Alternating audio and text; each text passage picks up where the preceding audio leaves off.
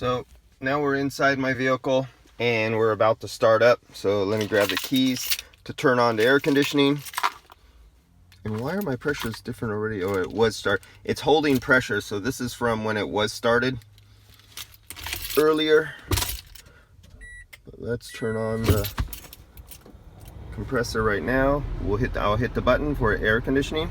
I have it set for low. Let's look at the pressures. Okay, I just hit the compressor, should be coming on in a minute.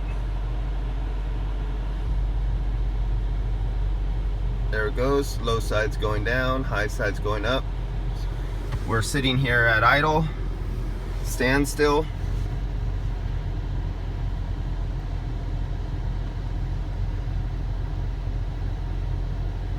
So it looks like our high side has, oh nope, it hasn't leveled off yet. So we'll just sit here a minute. I lost connection to this tool. I think it took me so long to set up, I think it already timed back out, or I hit the button, or I have the button pressed up against something. I turned that tool off, I believe. But I'm not going back out under the dash again to go do that. All right, let's go for a drive and off we go.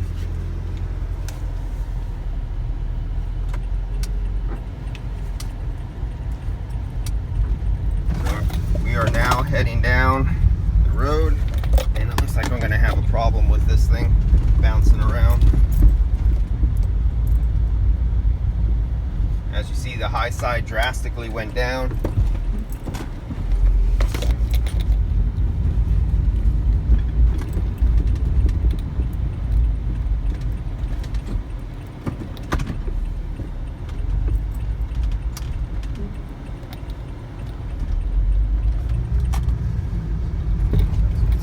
We're going down these are little back roads right now.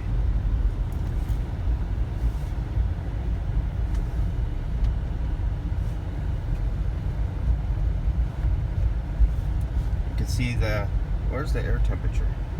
Why is this not reading?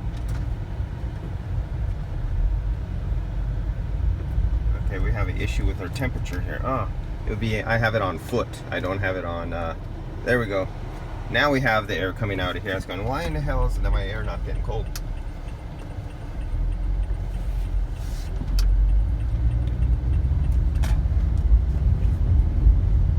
There we go. Now we're heading down the road.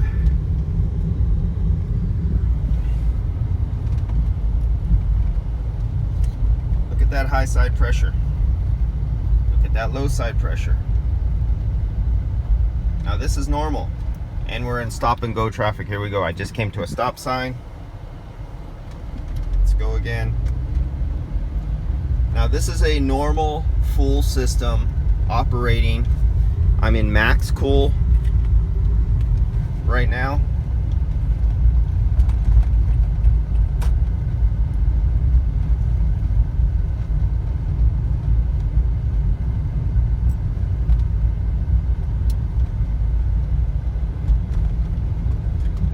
I gotta keep my eyes on the road and just every now and then look over and make sure my camera is still focused in and hitting on the tablet right there for you guys. Now, if somebody told you your high side pressure is only 73 degrees, what would your answer be back to that person if you had a young, inexperienced technician tell you, oh, my high side's 73 psi? Oh my God, there must be a problem. No, that's normal under these driving conditions, under this operating mode. That is totally normal for this vehicle. Every vehicle, remember, this is a variable displacement compressor on here. This is a 3-phase 201 volt compressor. Now this operates kind of similarly on a variable displacement compressor. On a mechanical compressor, works off a swash plate that varies the displacement of the compressor by changing the crank angle or the swash plate angle to get your high and low side pressure on the flow of refrigerant. This compressor works off RPMs. So this is an electric compressor not hooked up to a car, and it could turn the compressor down to 600 RPMs or 7,000 RPMs. And while you're trying to feed it refrigerant to bring that high side pressure up, the compressor will be changing, fighting what your normal intuition, your normal, what you would think is common sense, what you were taught in school, or what you were taught by your journeyman or the guy you worked under who worked in air conditioning or refrigeration for the last 40 years, and you put him on a variable displacement compressor for his first time, and he grabs that suction line and he goes, "That's not beer can cold." Or he goes, "That high side pressure doesn't look right," or "That low side pressure doesn't look right. We need to stick more refrigerant in there." Well, what do you think he does when he sticks it in there? It's constantly trying to adjust for his extra refrigerant, keeping pressures where the computer and all its sensors are telling it to stay. And then maybe it goes up or goes down in temperature, or he starts feeling, cool, beer can cold, coming back in the suction line, going to the compressor. He goes, now I filled it just right. It works great now. But then the next day, instead of being 71 degrees, now the next day it's 85 degrees, 90 degrees. Well, he has all that extra refrigerant in there, and now it's a 85 or 95 degree day. It has nowhere to expand or nowhere to go. Guess what happens?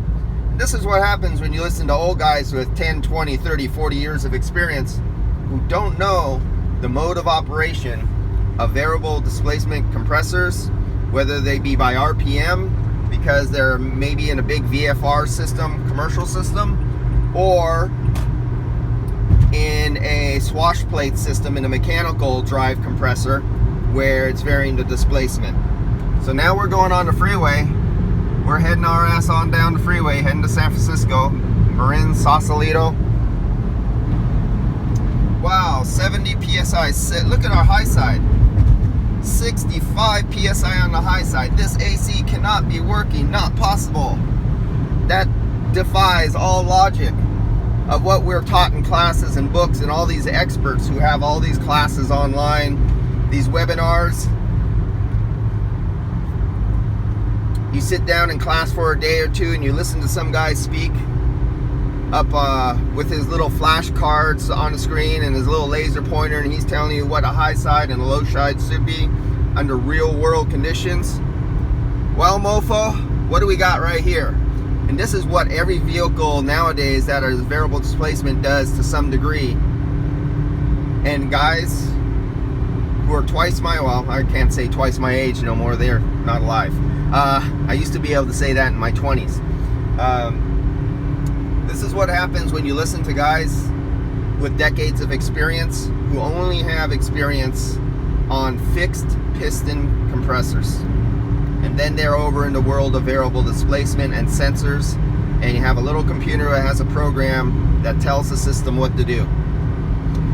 Alright guys, I'm going to sign off right here because I need to keep my eyes on the road instead of keep looking back. I look like a drunk driver on the road, and I really don't want a cell phone ticket.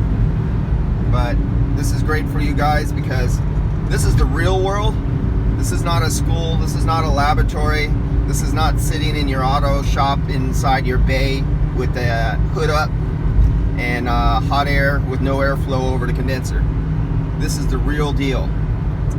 So you know where you can go tell those who tell you where you're looking for a certain pressure or temperature where to stick their information, because this is real life, baby.